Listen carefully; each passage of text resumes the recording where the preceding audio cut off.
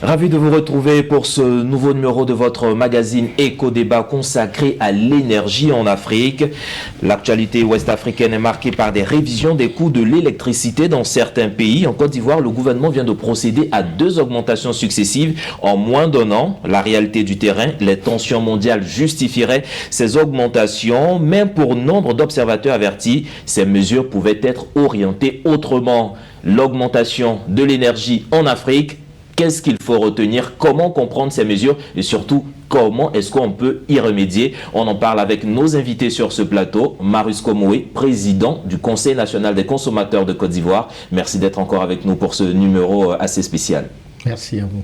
Et avec nous, Dr Christophe Kwame, président de Civis Côte d'Ivoire. Je rappelle que vous êtes beaucoup plus engagé dans la question de la bonne gouvernance sous nos tropiques. Merci d'avoir accepté notre invitation. Merci.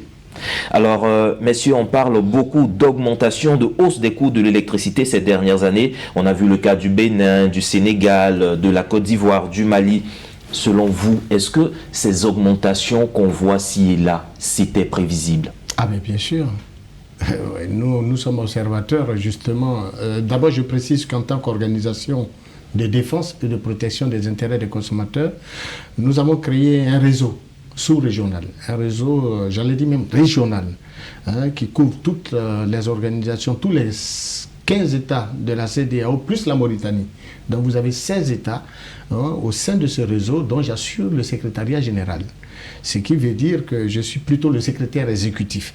Ce qui veut dire que nous partageons entre nous-mêmes leaders d'organisations de consommateurs de la sous-région les informations relatives au prix des produits de grande consommation et de certains services que les pouvoirs publics mettent à la disposition des populations. Au niveau, par exemple, du Mali, du Sénégal, du Burkina, du Togo, de la Mauritanie même, je puis vous assurer que la situation est beaucoup plus déplorable. Le coût de l'énergie est beaucoup plus élevé qu'en Côte d'Ivoire. Ne pas le dire, c'est faire preuve de malhonnêteté intellectuelle parce que nous-mêmes, nous avons été instruits de faire le tour de 6 États, pour ne pas dire 8 États de la sous-région. Et croyez-moi, dans les 8 États de l'UEMOA, les différents prix pratiqués dans ces États sont totalement les prix pratiqués en Côte d'Ivoire sont totalement en deçà des prix pratiqués dans ces pays. Mais au-delà, il y a les problèmes de dysfonctionnement. Les coupures intempestives d'électricité, au Sénégal, c'est le cas. Au Nigeria également, au Ghana. Bon, maintenant, la situation du Ghana se stabilise de plus en plus parce qu'ils ont pu faire démarrer encore de nouvelles centrales. Mais n'empêche qu'en matière d'énergie, en matière de production d'énergie, la Côte d'Ivoire est largement au-dessus de tout. Mais cela est dû aux efforts entrepris par les gouvernements, mais surtout aux efforts acceptés par les populations. Et je peux vous dire que en matière d'augmentation du prix de l'électricité, nous nous sommes toujours opposés en tant qu'organisation de défense et de protection des intérêts des consommateurs. C'est d'ailleurs la raison pour laquelle la première augmentation de juillet 2023 n'a pas été étendue aux abonnés les plus importants de la CIE, qui est l'opérateur à qui l'État de Côte d'Ivoire a concédé justement la gestion du secteur. J'allais dire la distribution, la facturation et donc de l'énergie en Côte d'Ivoire. Vous constaterez que sur le parc, vous constaterez qu'en prenant le parc d'abonnés de la CIE, on constatera tout simplement que 89% des abonnés ont été exclus de la première augmentation, tout simplement parce que nous nous étions opposés. Pour la deuxième augmentation, nous étions devant des faits accomplis, étant entendu que pour dire vrai, loin des questions relatives aux turbulences, pour ne pas dire au dysfonctionnement international lié à la crise ukrainienne, au Covid et j'en passe. Aujourd'hui, on ne parle plus de Covid. Aujourd'hui, on ne parle plus véritablement de crise ukrainienne, qui peuvent à tout moment, pour nous, être estompées. Il faut une volonté politique internationale. Malheureusement, je n'arrive pas à m'expliquer comment on peut encourager un pays à se battre contre un autre. Là où les Nations Unies ont pour obligation de stopper toute guerre. C'est ça le rôle. Et les États-Unis devraient jouer également ce rôle. Bref, pour revenir au fondement de l'augmentation, de la deuxième augmentation, je peux vous dire que c'est lié aux problèmes internes à la Côte d'Ivoire. Et donc on reviendra plus précisément sur ces problèmes internes. En passant rapidement. En 2016, nous allons pour un référendum constitutionnel. Le référendum impose la mise en place de nouvelles institutions, dont le Sénat, et j'en passe, dont la Cour des comptes, pour laquelle d'ailleurs il s'est longuement engagé au niveau de son organisation. Mais croyez-moi, ces institutions-là devraient fonctionner avec quels moyens? On avait déjà une Assemblée nationale.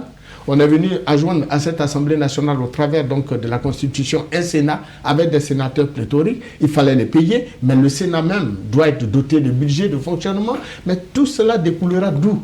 De la poche et des porte-monnaies des populations. On ne le dit pas assez. On demande, chaque fois les maires, les présidents de conseils régionaux et autres demandent que l'électricité arrive dans des villages qui ne sont pas encore couverts.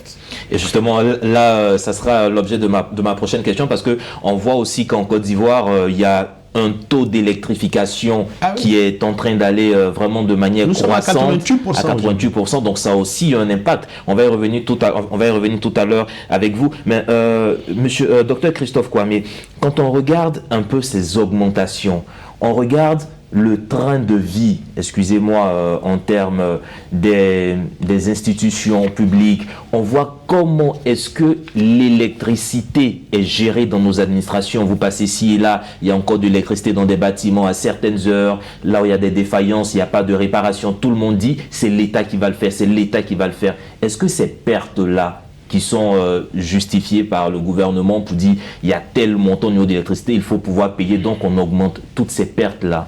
Il n'y avait pas de manière plus judicieuse de les gérer et ne pas permettre aux populations de souffrir autant avec ces augmentations? En réalité, le débat ne fait que commencer parce que, je le dis, la Côte d'Ivoire n'a que 64 ans. Tout ce que vous venez de dire et ce que mon collègue Maurice vient de dire nous ramène à la bonne gouvernance, à l'efficacité et à l'efficience. La bonne gouvernance est définie comme vous avez des ressources de plus en plus limitées, vous les utilisez pour atteindre l'efficacité, l'efficience. Donc, dans la gestion de l'électricité en Côte d'Ivoire, particulièrement pour l'administration publique, nous avons fait des recherches pour préparer cette émission, c'est l'opacité totale. Il n'existe pas de statistiques faisant la part de la consommation. On a des statistiques pour les industries, on a des statistiques pour les ménages, il n'y a pas de statistiques de consommation relativement à la gestion ou à la gratuité de la partie étatique, y compris les personnalités. Donc, en dehors des statistiques, la seule chose que scientifiquement nous pouvons retenir est que pour toute action humaine, si vous gérez avec efficacité et efficience, vous obtiendrez les résultats. On nous dit qu'il y a un problème dans la gestion de l'électricité, dans le domaine, dans le secteur, et ce serait de 125 milliards. C'est le chiffre avancé par le ministre, voilà, de 125 milliards. Mais quand vous rapportez cela aux différents dysfonctionnements dans la gestion des finances publiques, rapportés dans les 3 rapports de la Cour des comptes, vous voyez que si on met les chiffres côte à côte, premièrement, l'État ne devrait pas faire cette augmentation de 125 milliards parce qu'il y a des dysfonctionnements qui portent sur 1000 milliards. Deuxièmement, nous pensons qu'en gérant l'argent public, avec pour objectif l'intérêt général, l'État même pouvait, j'ai dit bien pouvait, au vu des chiffres, diminuer l'électricité en Côte d'Ivoire, ce que Kadhafi faisait en son temps. Donc pour nous, il suffit de voir comment on gère l'argent public et les réponses sont là, il n'y a pas de discussion.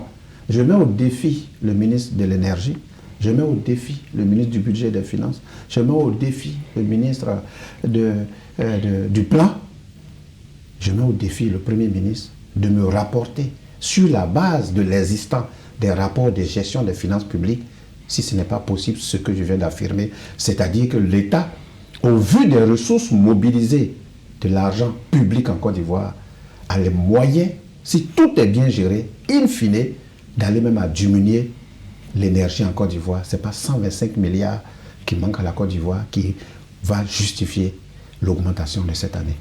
Alors, messieurs, augmentation de l'ordre de près de 10% en ce début d'année 2024. Est-ce que vous pensez, c'est vrai que le gouvernement a annoncé des mesures compensatoires, on attend de voir comment ça va se passer, mais est-ce que vous pensez qu'il y aura un impact certain sur le prix, le pouvoir d'achat des populations? Parce que, on va dire, ça augmente chez tout le monde. Chez les industriels, ça augmente. Est-ce qu'il y aura des répercussions sur les prix des produits ou bien il y a des mesures qui ont été prises pour permettre de contenir, de maintenir ces prix à un certain niveau? Permettez-moi de prendre la parole. Vous avez 10% d'augmentation, vous avez 5,2% d'inflation. C'est-à-dire que si le gouvernement ne maîtrise pas l'inflation, déjà les 10% d'augmentation sont bouffés en termes de pouvoir d'achat des populations par 5% d'inflation. Et il nous reste une marge seulement de 5% que l'État va avoir dans son portefeuille, environ 5%, parce que c'est 5,2% le taux d'inflation en 2022. Pour le public, pour les citoyens lambda, pour mon frère de Brahma Côté, inflation, ça veut dire que quand vous avez l'argent que vous devez gérer, vous maîtrisez mal. Au lieu d'aller tôt au plateau, par exemple, pour travailler, ne pas rentrer dans l'embouteillage, la même personne va vers 9h, 10h. Donc, le carburant que la personne perd là, on ne peut pas récupérer. C'est ça l'inflation dans la gestion économique, pour que les citoyens lambda qui nous écoutent comprennent. Ça veut dire qu'on veut augmenter de 10% et l'inflation bouffe déjà 5%. Donc, il nous reste une marge de manœuvre en basculant, ne serait-ce que ces deux chiffres. Il y a d'autres chiffres, il y a la natalité, il y a les autres statistiques. Peut-être que vous allez inviter les économistes ici pour détailler un peu plus. Mais, basiquement, pour le citoyen moyen, on a déjà bouffé 5% par l'inflation. Il reste une marge de 5% que l'État va utiliser pour déjà stabiliser le secteur. Parce qu'il faut renouveler les machines, il faut... voilà. Quand on a fini de 5%, peut-être que l'État va prendre 4,5%, il nous reste 0,5% pour pouvoir stabiliser le prix des denrées alimentaires. Donc, réellement, sans langue de bois, nous attendons que le ministre du Budget et des Finances ou le ministre de l'Énergie nous dise quelle est la marge de manœuvre qu'ils vont utiliser, ou le ministre du Commerce d'ailleurs, pour pouvoir maîtriser, sinon diminuer et augmenter le pouvoir d'achat des citoyens. Pour nous, il n'y a pas de marge de manœuvre au vu de ce que nous avons ici. Mais comme nous ne sommes pas dans l'exécutif, peut-être qu'il y a des ficelles secrètes que l'exécutif peut nous dire. Donc nous appelons l'exécutif, tous ceux qui verront cette émission, à faire ce que la loi oblige à faire, de donner l'information juste pour que les citoyens soient rassurés, soient informés que ce ne sera pas une augmentation de trop pour rien. Je m'arrête comme moi, au niveau de votre organisation, vous avez dû contenir assez de mécontentement, essayer de gérer des situations. Dans ce cas, comment vous appréciez la situation? Est-ce que vous pensez, des informations que vous avez, est-ce que vous pensez qu'on pourrait arriver à contenir certains prix au niveau des industriels qui sont tous touchés quand même? Il y a ce que le gouvernement dit et puis il y a la réalité du terrain. Vous savez, moi je n'ai jamais utilisé la langue de bois parce que je ne mange à la table d'aucun roi. Dans ce pays, je ne mange à la table d'aucun roi. Je ne m'onnais pas la lutte pour la défense des droits et la protection des intérêts des consommateurs à des prébendes. Ce que j'ai dit est simple. Il a tout à l'heure relevé quelque chose de si fondamental. Des citoyens à qui nous avons donné le pouvoir de la gestion de la chose de la cité. Ils ne payent pas l'eau, ils ne payent pas d'électricité, eux-mêmes ne payent pas de carburant. Ils sont logés gratuitement. Non, ils ne payent pas de loyer, rien du tout. Mais c'est eux qui rendent la vie chère à leurs compatriotes. Plus grave, lorsqu'ils sont malades, eux-mêmes, ils sautent dans le premier avion, ils vont se soigner ailleurs, au lieu de se soigner ici. Mais si les chefs d'État et de gouvernement des autres pays où ils vont se soigner avaient construit des centres de santé, comme eux, ils le font pour nous ici, est-ce qu'ils iraient se soigner là-bas?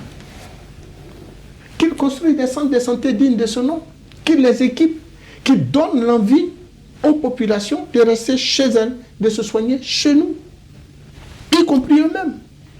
Et c'est inacceptable de ne pas payer soi-même dans un pays, c'est injuste. Vous ne payez pas l'électricité, mais c'est vous qui fixez le prix de l'électricité aux autres. Et vous n'avez de cesse de l'augmenter.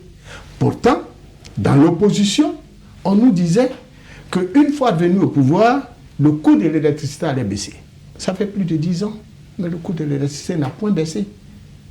C'est pour ça que nous rappelons toujours à nos hommes politiques, lorsqu'ils sont dans l'opposition, d'avoir un langage de vérité vis-à-vis des populations, d'avoir l'orgueil modeste, d'avoir les promesses modestes. Parce que demain, au pied du mur, nous les jugerons. Cette augmentation, cette dernière augmentation, il faut le dire de façon claire et distincte. La mauvaise gestion de nos ressources est liée justement à cette augmentation. On vous dit tout simplement qu'il y a des dysfonctionnements dans la gestion du secteur de l'énergie en Côte d'Ivoire. C'est lié à quoi? On n'a pas besoin d'aller faire PhD pour le comprendre. C'est un problème lié tout simplement à la mauvaise gestion du secteur. Maintenant que les faits sont là, on fait quoi? On répercute justement la mauvaise gestion des gens, des individus à qui l'État de Côte d'Ivoire a donné plein pouvoir donc, de réguler, de contrôler, de gérer un secteur aussi important comme celui de l'électricité. On leur confie un tel secteur, ils font tout et n'importe quoi, permettez-moi l'expression, et c'est au peuple de payer à leur place. Aucun emprisonnement, personne ne paye pour cela. Cela n'est pas normal. C'est pour ça que nous disons que malgré les injonctions du FMI et donc de la Banque mondiale, des institutions de Bretton Woods à la Côte d'Ivoire relativement à cette haute augmentation, c'est pour ça que je vous ai dit d'entrée de jeu que ça nous est tombé sur la tête, parce que au-delà du gouvernement, de la décision du gouvernement, il faut dire que derrière se trouvaient les injections des institutions de Bretton Woods. Ne pas le dire, c'est faire preuve de... Et ça, c'est la réalité. Mais au-delà de cet aspect, il y a le fait que au niveau du secteur de l'énergie en Côte d'Ivoire, vous avez des centres de santé, de nouveaux centres de santé qui ont été construits. C'est l'État de Côte d'Ivoire qui alimente en énergie électrique ces centres de santé. Vous avez de nouveaux villages qui sont électrifiés. De 46% hier, dans les années 2010, nous sommes aujourd'hui à 86-88% d'électrification nationale. Ce qui veut dire qu'on a de nouveaux poteaux électriques qu'on appelle les lampadaires publics, qui ont été installés dans une multitude de villages et de communes, de départements également. Alors, ces lampadaires publics-là, l'éclairage public, qui paye l'ardoise? Parce que l'opérateur, la CIE, facture tout cela à l'État, l'éclairage public. Les centres de santé, vous avez des universités qui sont créées un peu partout, on est content, puisque l'université se rapproche de nos lieux d'habitation, donc du lieu d'habitation de nos enfants. Mais il ne faut pas oublier que l'électricité qui alimente ces universités-là, c'est l'État qui paye la facture. Et comment cette électricité et l'eau qui est distribuée dans les centres de santé, dans les universités nouvellement construites et autres, sont gérées? Comment cela est géré?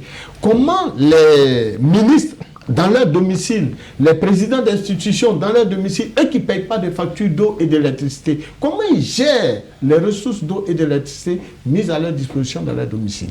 Ça, c'est une question vraiment à laquelle on pourrait répondre, c'est assez sensible. Bon, pas sensible, mais je vais dire, ça rentre un peu dans l'intimité, c'est assez difficile à contrôler, mais je crois que vous avez demandé un document. Si on arrive à voir les statistiques de ce que l'État prend en compte de ces personnalités, de ces institutions, on aura un éclairage assez plus prononcé. C'est justement ce que nous disions. Mais en parlant aussi de ces coûts de l'électricité, ces dernières années, on parle beaucoup plus d'énergie renouvelable.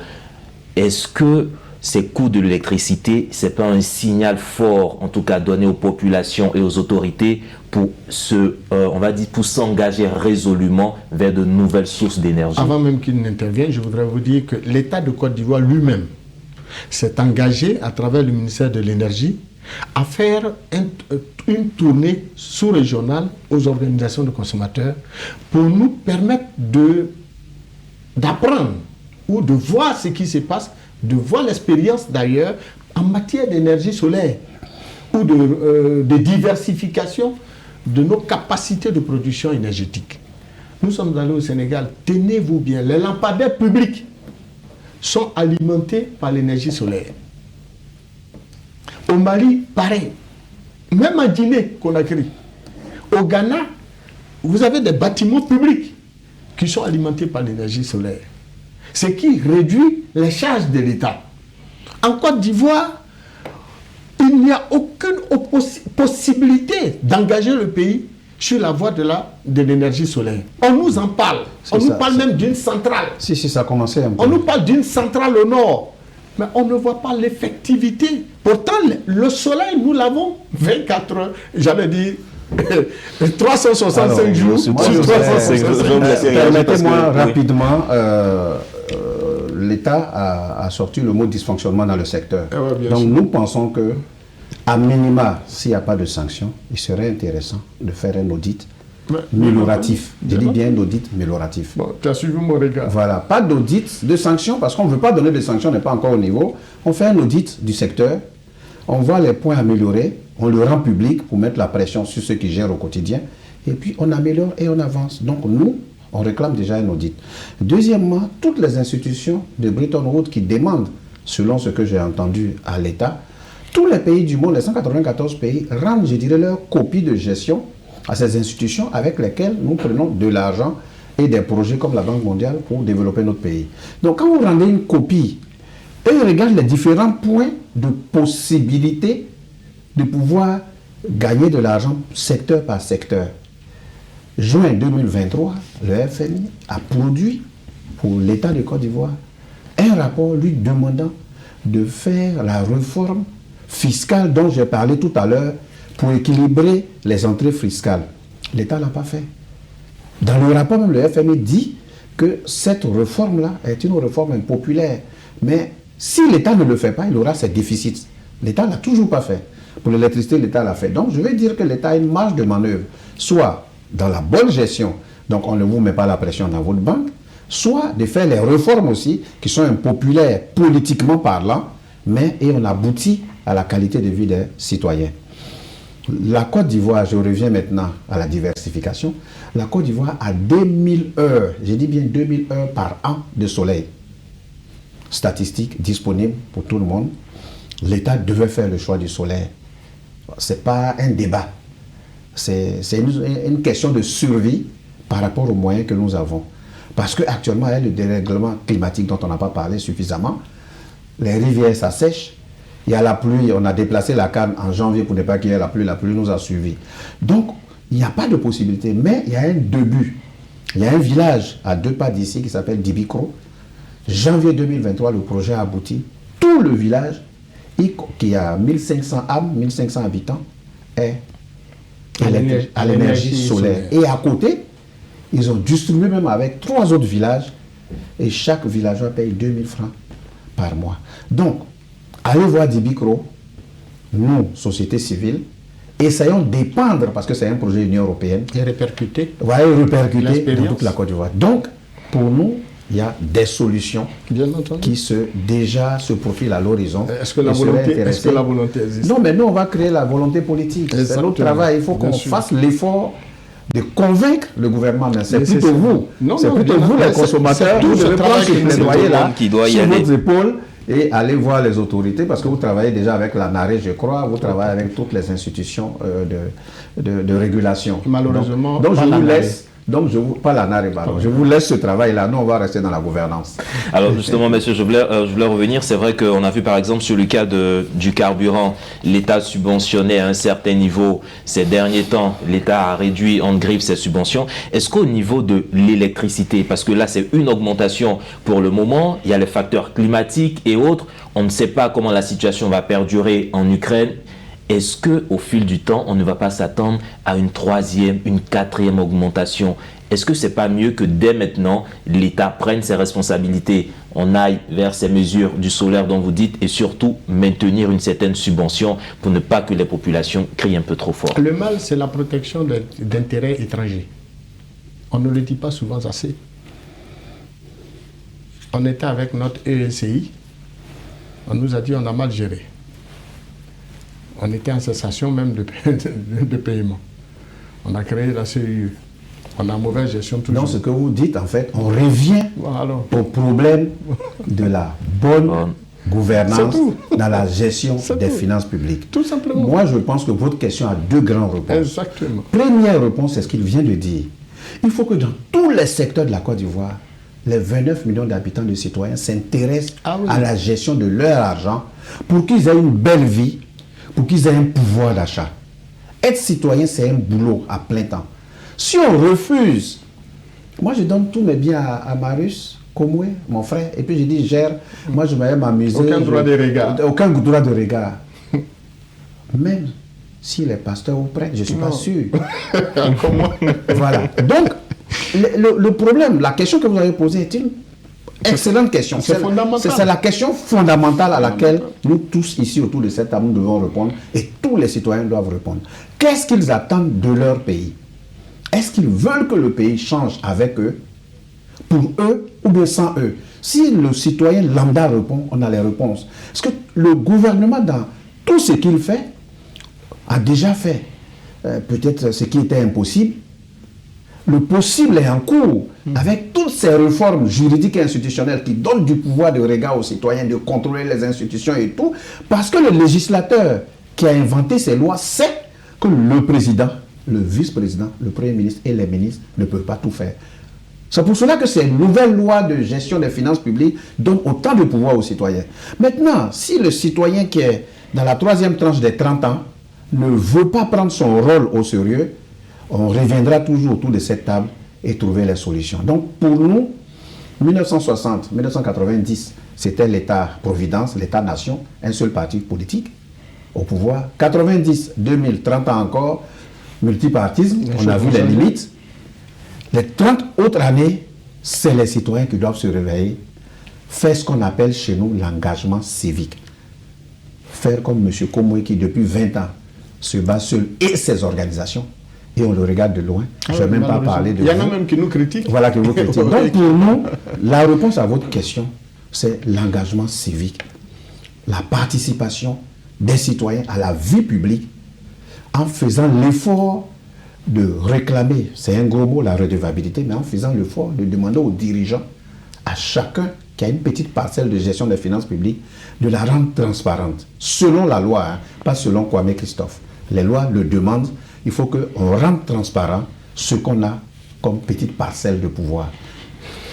Transparence dans ce qu'on a comme gestion à faire, engagement citoyen, engagement civique. Mesdames et messieurs, la hausse des coûts de l'électricité en Côte d'Ivoire, c'était le thème de ce jour et nous avons un peu abordé tous les pans de cette question. Mais le débat se poursuit toujours chez vous et vous pouvez retrouver cette émission sur notre site internet www.mediantv.com, agrégé de programmes sur nos antennes.